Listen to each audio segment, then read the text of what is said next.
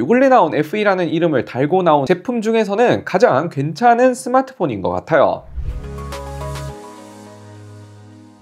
안녕하세요, IT의 진심인 남자 디노입니다. 오늘은 일주일 정도 유심을 꽂고 실사용을 해본 갤럭시 S25 FE 일주일 장단점 리뷰를 한번 해볼까 합니다. 이게 아이폰 17과 같이 출시를 했다 보니 비교적 매우 조용하게 출시를 했거든요. 그래도 나름 쓸만하게 나온 것 같아서 빠르게 살펴보면, 먼저 외관부터 볼 때 확실히 A 시리즈는 박스가 좀 보급형스러운 티를 많이 냈는데, FE부터는 검은색 박스에 플래그십 느낌이 나도록 되어 있어서 첫인상부터는 확실히 플래그십 같긴 합니다. 구성품은 맨날 보던 C2C 케이블의 종이 쪼가리들이 있는데, 일단 본품을 보면 이게 뭐랄까 순정의 갤럭시를 보는 느낌이라 해야 되나? 참고로 갤럭시 S25는 완전한 화이트와 블랙이 없는데 FE는 또 있더라고요. 그렇다 보니 S25의 순정 버전을 보는 느낌, 그리고 무엇보다 호불호가 좀 있는 올리브링 디자인이 없다 보니까 더더욱 깔끔하고 무난하게 보여줍니다. 무엇보다 FE는 전작까지만 해도 아무리 플래그십 디자인이라 해도 유광 글라스였지만 S25 FE부터는 또 플래그십이랑 동일하게 무광 글라스를 채택하면서 훨씬 고급스러운 느낌을 보여줍니다. 그리고 무게 또한 굉장히 다이어트에 성공을 해서 190g, S25 플러스랑 동일한 무게이긴 한데, 참고로 전작이 213g으로 생각보다 조금 무겁다는 단점이 있었고, 화면 인치 대비로 했을 때 올해 출시한 스마트폰 중에서는 가장 가벼운 편에 속합니다. 그리고 두께도 0.8mm에서 이제 7.4mm로 소폭도 줄었다 보니까 가볍고 얇아진 게 들자마자 바로 체감이 되더라고요. 외관만큼은 오히려 S25 플러스보다 좀 더 이뻐지면서 플래그십다워진 느낌이 들었어요.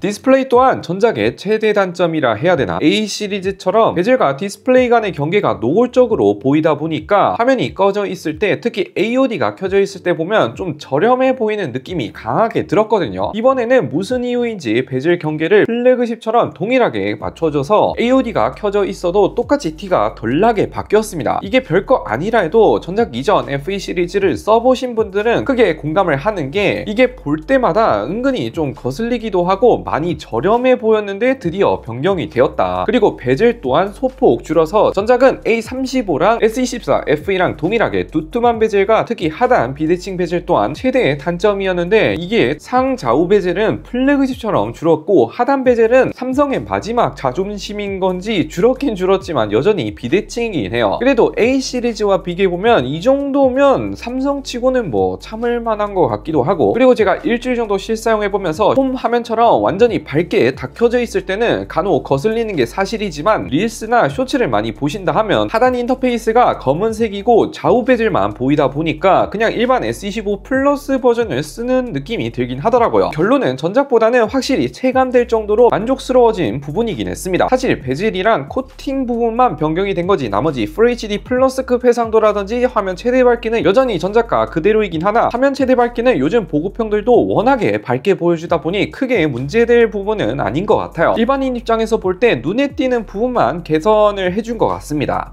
세 번째 장점으로는 드디어 충전 속도가 사람답게 쓸만해졌다는 점입니다. 이번에 삼성이 S 시리즈나 플래그십도 잘 나오긴 했지만 보급형도 꽤나 신경을 쓰고 있다 느끼는 게, 일반 S25라든지 엣지 훨씬 비싼 플립폴드에서 여전히 25W이지만 그보다 훨씬 저렴한 FE에는 45W 초고속 충전 2.0을 지원하더라고요. 바로 측정을 해보면 20분 만에 44%, 30분에 64%, 1시간 만에 94%, 완충에는 1시간 9분 급속 충전이 상당히 빨라졌습니다. 그래서 S25 FE 사용자라면 꼭 45W 어댑터 사용을 강력 추천드리고 싶어요. 그런데 한 가지 특징은 30분 급속 충전은 확실히 빠르긴 한데, 무슨 이유인지 100% 완충 시간은 전작과 사실 똑같이 걸렸습니다. 90%부터는 전력 제한이 크게 걸리더라고요. 그리고 무선 충전도 들어갔는데 C2까지 들어가서 최대 15W 무선 충전이 가능해졌습니다. 이거는 좀 칭찬할 만하지 않나.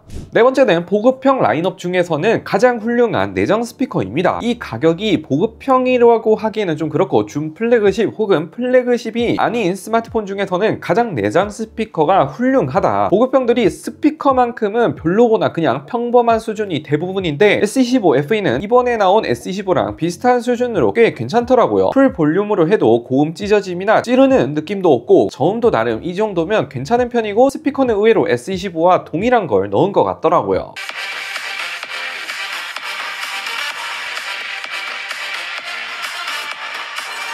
이제 아쉬운 점, 단점을 보면 아무래도 칩셋 얘기가 가장 많이 나올 것 같은데 8기가램의 엑시노스 2400으로 사실 가장 중요한 칩셋 부분에서는 전작과 동결이기 때문에 1년 사이에 성능은 바뀐 게 없긴 합니다. 욕심부려서 플립 7에 들어간 엑시노스 2400이 들어가면 가장 좋지 않을까 싶은데 아쉬운 포인트가 맞고, 성능 빠르게 보면 긱배치 6 기준 싱글은 2100점대, 멀티코어는 6900점대로 바로 아래 단계인 A56 퀀텀6와 비교를 해보면 나름 또 큰 폭의 성능 차이가 여전히 있기는 한데 S25와 비교해보면 또 동일하게 차이가 많이 납니다. 3D 마크도 보면 최고점이 4200점대, 최저가 2900점대로 안정성이 70%, 엑시노스 2400이 공개된 지 2년이 다 돼가다 보니 이제는 나름 또 안정화가 되었다 봐도 무방해 보입니다. 이 정도만 해도 실사용 시 못 써줄 수준은 아닌 것 같아요. 실제로 퀀텀6랑 간단 앱 로딩 테스트를 해봐도 퀀텀6가 전반적으로 반박자 더 늦게 뜨는 것을 볼 때 S25 FE까지는 나름 빠릿빠릿하게 쓸 수 있었습니다. 그런데 발열은 또 나름 있는 편이라 최고 온도가 45도, 좀 오래 쓰다 보면 준 플래그십인 걸 감안해 볼 때 다소 있는 편입니다. 두 번째는 출고가가 조금 애매하다. 공식 출고가는 95만원 정도이고 실제로 자급제 기준 80만원 초중반대에 구매할 수 있더라고요. 크게 비싼 건 아니고 그렇다고 싼 것도 아니고 중간 가격이긴 한데, 문제는 쿠팡 기준 10만원 정도만 더 투자를 하면 S25 일반을 구매할 수 있더라고요. 이렇게 되면 화면 크기만 아쉬운 거지 칩셋 자체는 8 엘리트가 들어간 스마트폰을 10만원 더 주고 살 수 있다는 건데, 실구매가가 지금은 조금 비싸거나 애매한 느낌이고 70만원대로 내려와야 그때 되면 좀 구매해야 할 만하지 않나 싶어요. 지금 가격은 솔직히 애매한 것 같다.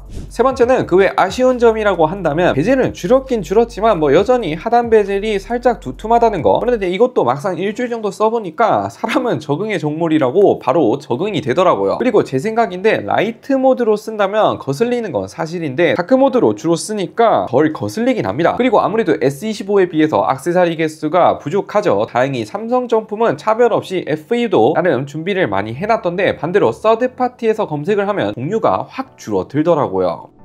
이렇게 제가 생각해본 장점, 단점은 이 정도인데 요약을 해드리자면 전반적인 제품 퀄리티라고 할까요? 칩셋만 제외하면 전작까지만 해도 FE는 플래그십을 흉내내는 보급형 느낌이라면 이제는 기본키 자체는 크게 다져져 있다 보니 준 플래그십 이름값을 드디어 좀 하지 않나. 요 근래 나온 FE라는 이름을 달고 나온 제품 중에서는 가장 괜찮은 스마트폰인 것 같아요. 다만 가격은 70만원대로 구매할 수 있으면 가장 최고일 것 같다. 여러분들은 이번에 어떻게 생각하는지 댓글로도 의견 마구마구 남겨주세요.